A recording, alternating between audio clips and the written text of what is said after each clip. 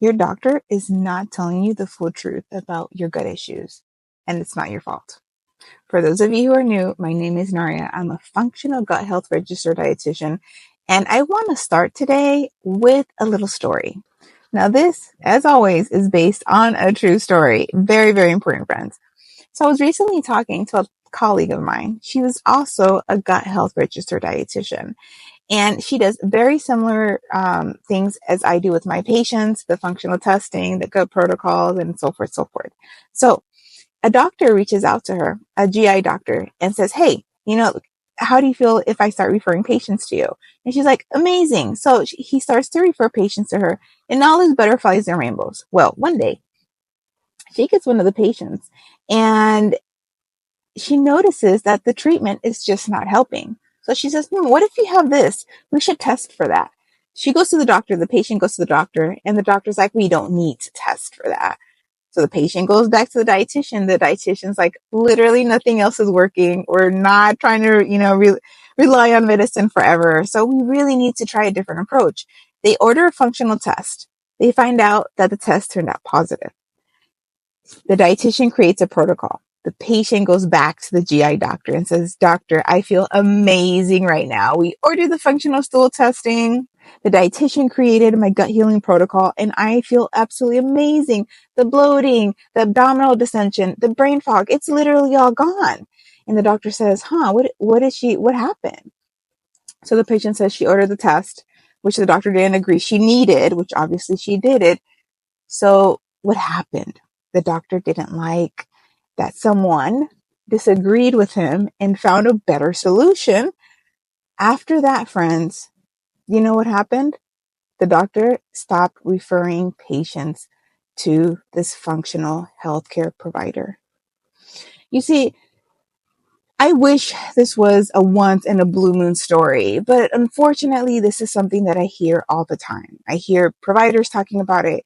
I hear even if I talk to doctors about this, I hear their feedback. And it's very upsetting when someone that in the medical field has so much power and people trust so much, people put doctors on the top of the pedestal. It upsets me when they can't say, I don't know, I need someone to help with this case. I get upset when they say there's nothing else you can do. I get upset when they say you have to live with these symptoms. I get upset when they don't look outside for help. Anyone on this planet is going to get to the point that they may need some help, that things are outside of their scope of practice, and that's okay. But a lot of doctors don't agree with that. And that's one of the pet peeves I have with anyone who's on a high level that takes advantage of it. It can't just simply say, I don't know, but let's figure this out. Let's find someone who did. But this particular story is very, very irritating to me because now this person's patients will not be able to get these resources because the doctor's not allowing them to be exposed to them. And this is the life we live. This is the world we live in. So I always tell my patients, you have to be the one that does the research, because if it goes outside of what your doctor does, most likely he's not going to venture out or she's not going to venture out. So guys, my point in saying all this is just because someone's top level in a certain field doesn't mean they may have all the answers. And as a provider, I can say it's okay. That's why we have each other.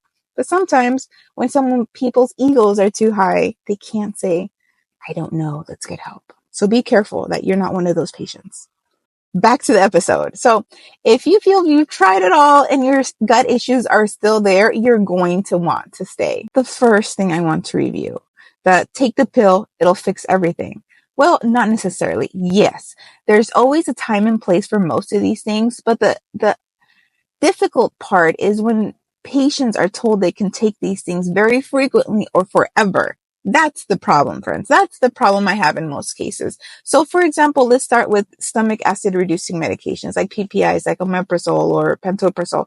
You see, these medications are supposed to reduce your stomach acid and can be very beneficial if you have like stomach ulcers. Of course, we need to let the gut heal. We don't want to have another problem of cancer. However, most people take these for too long. And it's not the patient's fault in most cases. Usually, from what I hear from my patients in my experience, is because their doctors, a lot being primary care doctors, I don't know the connection there, but it just seems always the case for primary care doctors, that tell them it's no problem, you can take it forever.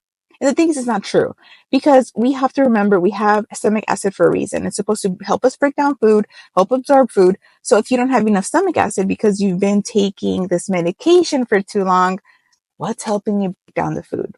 What's helping you absorb the minerals? Right?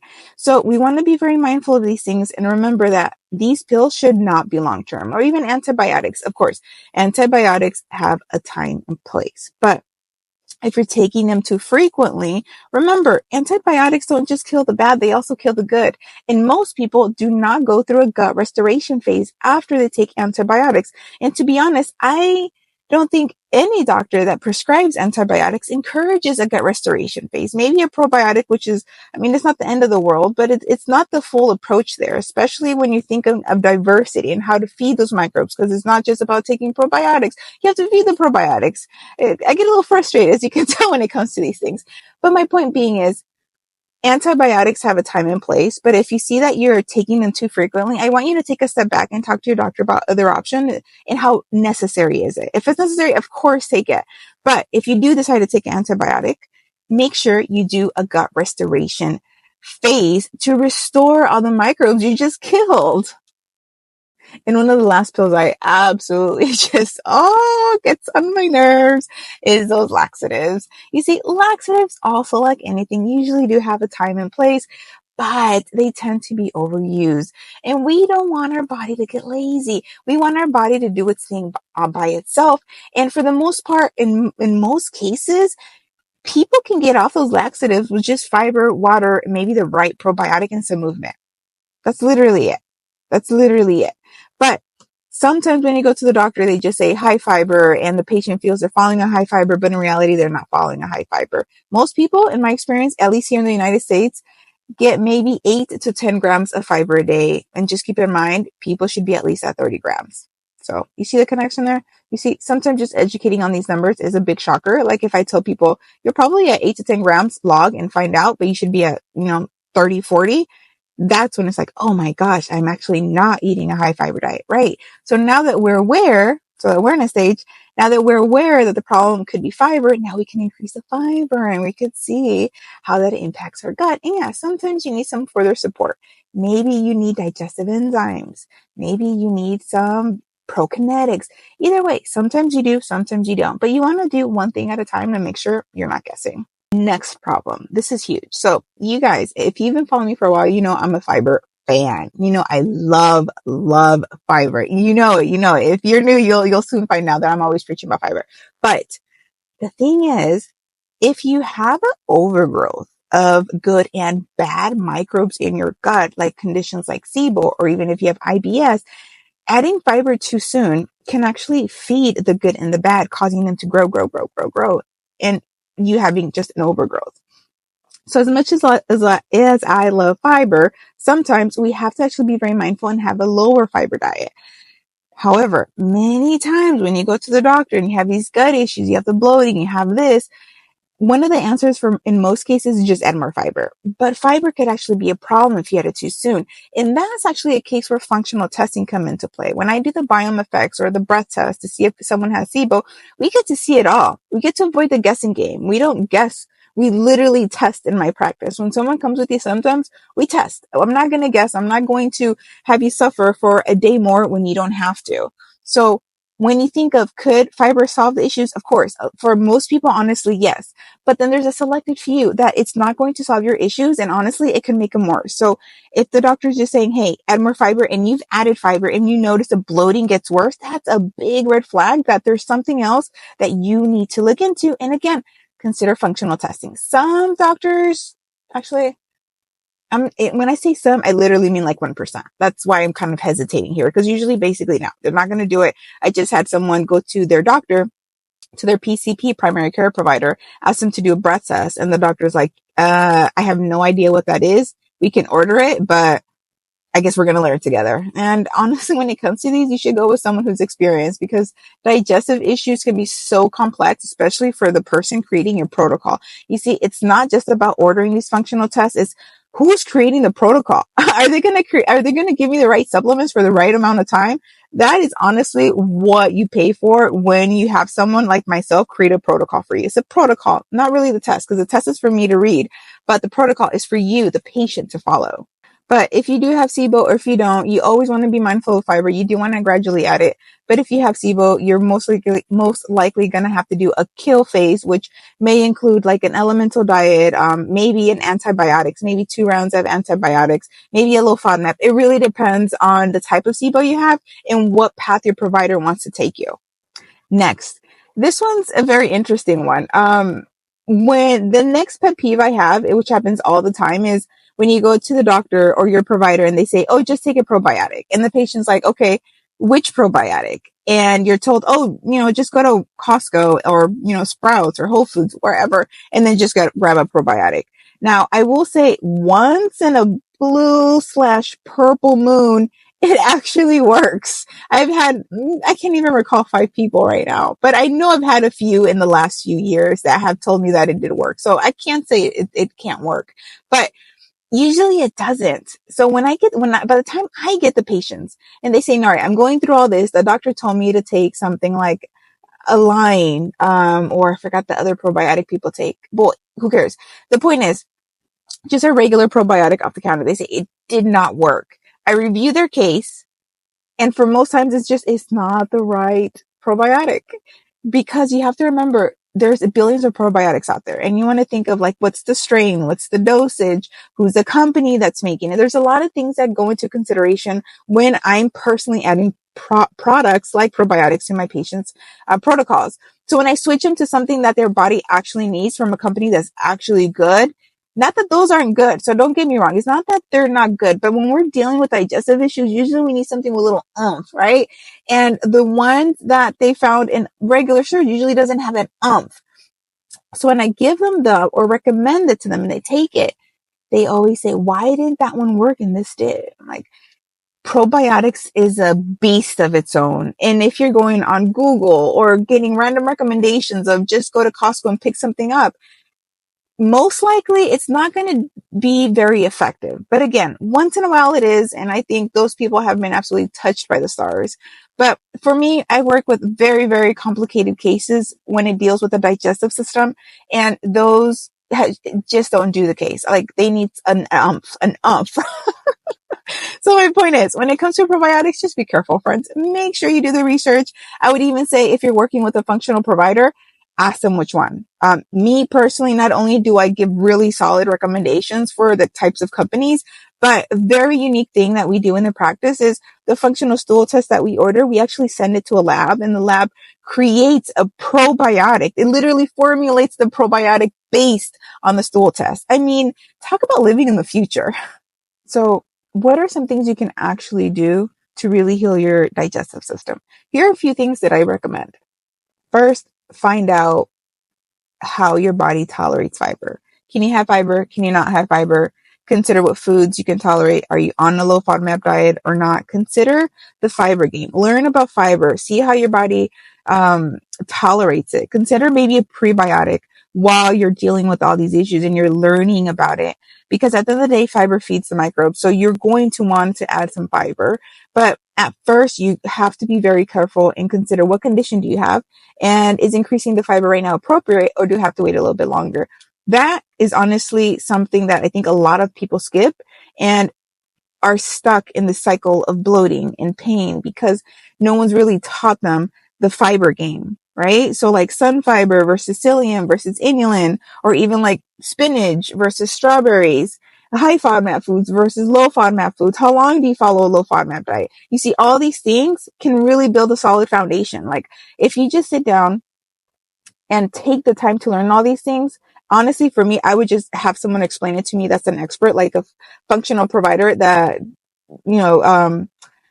that specializes in the digestive system, because it's going to save you hours and even years of pain. So number one, learn the fiber game and see how it connects to your condition in your case. Next, consider how your stomach acid levels may be. For most people, the problem is their stomach acid levels are too low. And I know it gets confusing because Most people think, oh, I have acid reflux. My levels are like through the roof. No, friend. That's very rare. Like I can't even recall right now someone whose levels of stomach acid were too high. It's too low. Figure out where you're at with the stomach acid game. A lot of it's going to be dependent again on your symptoms, on your medical conditions, the type of medications that you're taking. I would really have a provider review it. If you do it your own, you may be confused. But the point is, consider where you're at with the stomach acid levels. You may need some support, like apple cider vinegar. That's such an easy and affordable product. You may start with something that's super diluted, like 1 tablespoon with 8 ounces of water, and slowly go down to maybe 4 ounces of water. But think of, could stomach acid, could stomach acid levels be an issue for me? Because for most, it is. Next, not a fun one, but it is what it is. You have to really focus on your stress levels and your sleep. Friends, please do this. I know it's very irritating. I know it's tedious. I'm a human too. I get it. I get annoyed. I get cut off on the freeway. I experience it all. But I know the importance of managing your stress and having a healthy sleeping routine. Guys, this is huge. Please do not skip this. Really prioritize this. I know sometimes it's hard if someone has like a night shift or if you have kids, but you have to sooner or later come up with a solution. Because if you're not coming up with a solution to manage your stress or improve your sleep levels, it's going to be very hard or even impossible to heal your digestive system. So guys, please prioritize this too. Finally, if you've done all of this, if you've heard it all, you've tried it all, but you haven't done functional testing, friends, I am telling you, that is it. Go on Google, put functional gut health provider near me, have them do functional testing. I have a virtual practice and work mainly with people in the United States and Canada. But if you want someone local, just go on Google and put, hey, functional testing. Get to that root problem, friends. Stop the guessing game. And I know for a lot of you, you've probably been dealing with these issues for way too long. And if you really want to heal and you've tried all those and you're still dealing with pain, I think functional testing is your next approach. Do this. And I'm curious, if you decide to do functional testing and you go through the whole journey, please comment below and share how your journey was with the provider. They ordered this test. They created this protocol. This was my symptoms before. This is what I am now. Before I tried the GI doctor, whatever your case is, I love to hear your stories. I know a lot of you guys will comment. Most of you guys will email. Either way, I'd love to hear your stories. So please share. But if you're new to all this and you're like, Maria, what the heck is a functional stool test? I already took a stool test from the doctor. I don't need that. Friends, a functional stool test is very different from the test you're taking with your GI doctor. I promise you, it's very different. What I would love to do, I'm going to attach in the comments below and in the summary section my free gut restoration training where I talk a little bit about my process with functional testing. But I also have an episode that only talks about what did the stool test reveal. So I'll make sure to add that below. Guys, a lot of it just comes back to being exposed to things that are out there. I know when you go to regular doctors like Western medicine, they're not going to teach this because they don't know about it. It's outside of what they do, right? We want to stay with our specialty or scope of practice and our specialty. So they might just not know about it. But nowadays we have internet. Like you get to hear me talk, other providers, maybe naturopathic doctors, other dietitians, nurse practitioners, whatever.